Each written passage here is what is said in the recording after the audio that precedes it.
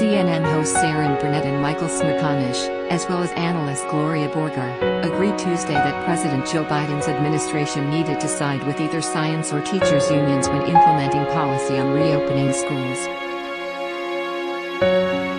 During the broadcast of Erin Burnett OutFront, the panel discussed Biden's plan to reopen schools within the first 100 days of his administration.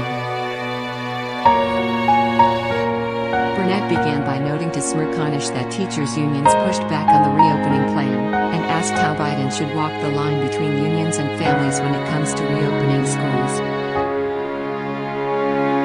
People want to know two things. When am I getting a shot, and when are the kids going to be back in school? And on both those issues, there has been a cloud.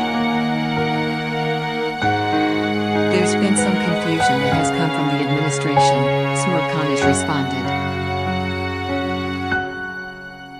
I think the administration, on the issue you raise, is walking a very fine line because there's a Tempest Brewing now, perception that unions have too much of the president's ear, and parents who are saying, hey, it's not enough the standard they have set, to be in school one day for a part of the week, so I think he is very carefully balancing that line already, he continued.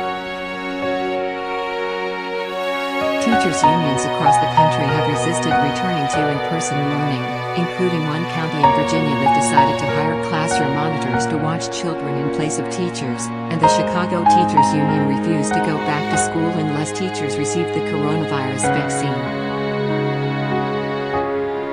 Burnett pointed out that the administration doesn't want to be forced to make a choice between teachers and families, but that it is becoming a fault line.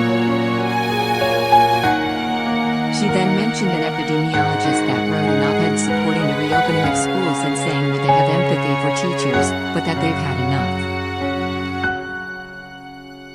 It's a huge issue for parents.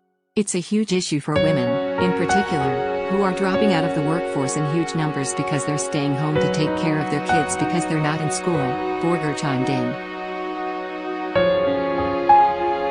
So it has all kinds of repercussions, and Biden and his people understand this.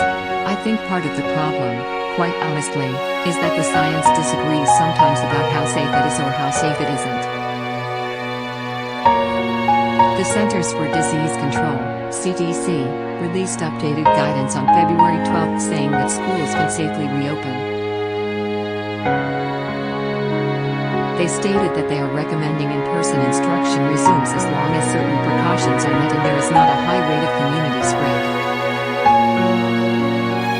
The guidance also said that teachers do not need to receive the coronavirus vaccine in order to reopen safely. To your point, what the unions are demanding flies in the face of what CDC scientists, and other scientists, said are necessary, right? You're pointing out that the issue they have here, if you're going to be the administration of science, then you are going to have to say no to the unions on some of these issues, Burnett said.